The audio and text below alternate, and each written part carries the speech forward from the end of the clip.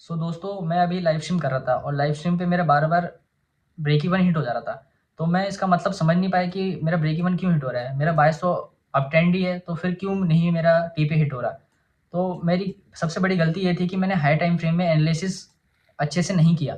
मेरे को 2 बार कम से कम एनालिसिस करना चाहिए था कि हाँ, मेरा सही है, मैं सही एनालिसिस कर रहा हूँ कि नहीं। तो मेरे हाई टाइम फ्रेम में क्या गलती थी कि मैंने लास्ट ऑर्डर ब्लॉक मैंने देखा नहीं था ये वाला, जबकि ये ऑर्डर ब्लॉक मेरा पेंडिंग था। और मैं बार-बार मेरा ब्रेक इवन इसीलिए हिट हो रहा था क्योंकि अभी इस लेवल को टैप नहीं किया था मार्केट ने, ठीक है? इसी वजह से मेरा बार-बार यहाँ पे ब्रेक इवन हिट हो रहा है। फिर मेरा यहाँ पे स्टॉप लॉस हिट हो गया, ठीक है? तो मार्केट में एक चीज़ हमेशा याद रखना कि जो आपका बायस है, वह बायस आपका हमेशा सही होना चाहिए। मतलब आप अपट्रेंड में हो तो आपका बायस अपट्रेंड ही होना चाहिए, ठीक है?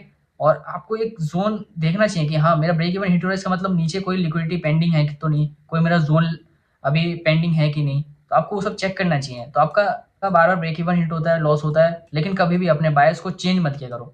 आप अपट्रेंड में हो तो अपट्रेंड में ही रहो, कभी भी सेल में नहीं जाओ, ठीक है? मत जाना कभी भी। अपने अपट्रेंड के बायस के हिसाब से अपट्रेंड ही ट्रेड लो।